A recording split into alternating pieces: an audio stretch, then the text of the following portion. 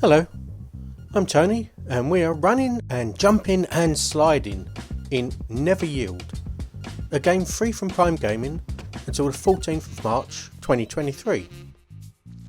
This game reminds me of the browser based flash games of the past. In a good way, don't be angry.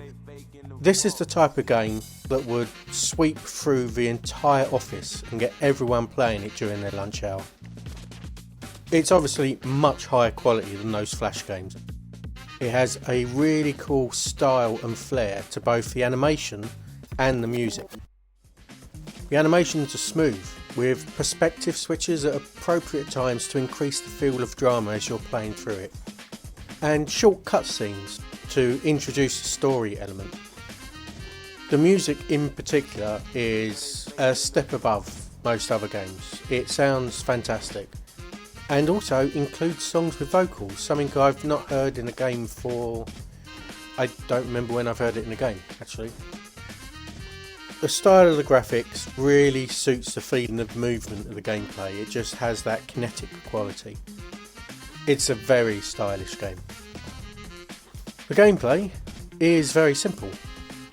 You have the 4 WASD keys to perform jumps, slides and forward dashes. A gives you a mid-height jump rather than the W's full height jump, and you have to use the appropriate one to avoid obstacles as you automatically run.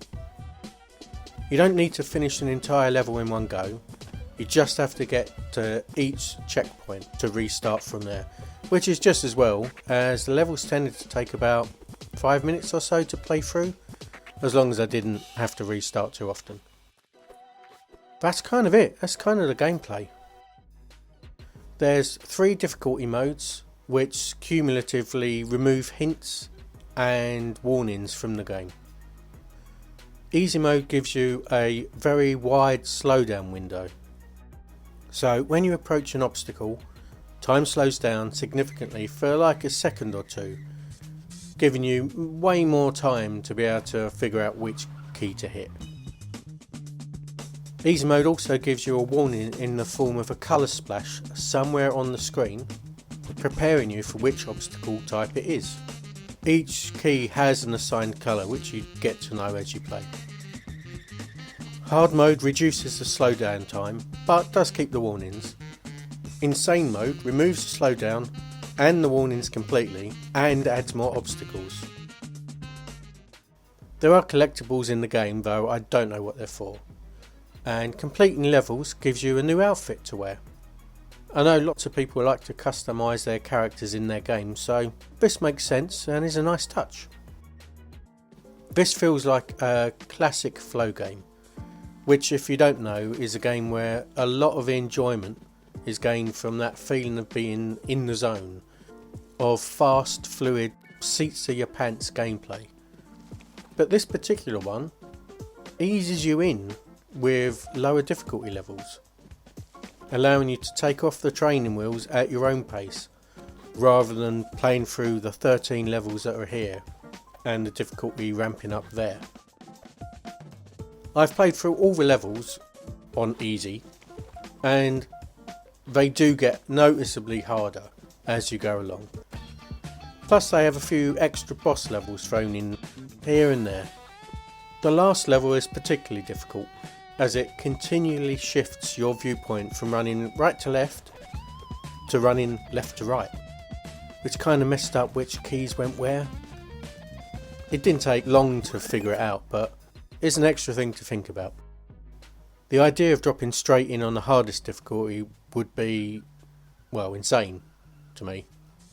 I did try a couple of the levels on hard difficulty after I played through a lot of the game on easy, and felt it was a much better experience because the slowdown reduction made the game flow much better while still giving my somewhat trained brain enough time to react. I'm not going to try it on insane mode, I'm too old for that, but I can see it being an exhilarating experience if you have the skills, or if you spent the time on lower difficulty to learn the levels well enough that you can react without thinking about it. Probably my only criticism really is that some of the later levels felt a little bit repetitive. It felt like some of them were like a 1 or 2 minute level replicated a few times. But I can understand that from a smaller indie developer, and playing on insane mode would give you plenty of other stuff to think about that you probably wouldn't notice. The game on easy mode took me about an hour to complete. If I wanted to do it on hard mode, I'd probably want to double that, and if I tried it on insane mode, I'd probably want to infinite that. So how long a game lasts will depend on how much of a challenge you want. If the footage that I'm showing appeals to you at all, I'd fully recommend grabbing this game. It's a lot of fun, and the style showcased in the graphics, cutscene and music really adds a lot to the game. Plus the different difficulty modes make it accessible to more players than I would have expected when I first started playing it. It being free is the real cherry on top, which makes it a no-brainer to try out. I'm knackered from all the running and jumping, so I'm going to go sit down. Thanks for watching, and I'll talk to you soon. Goodbye.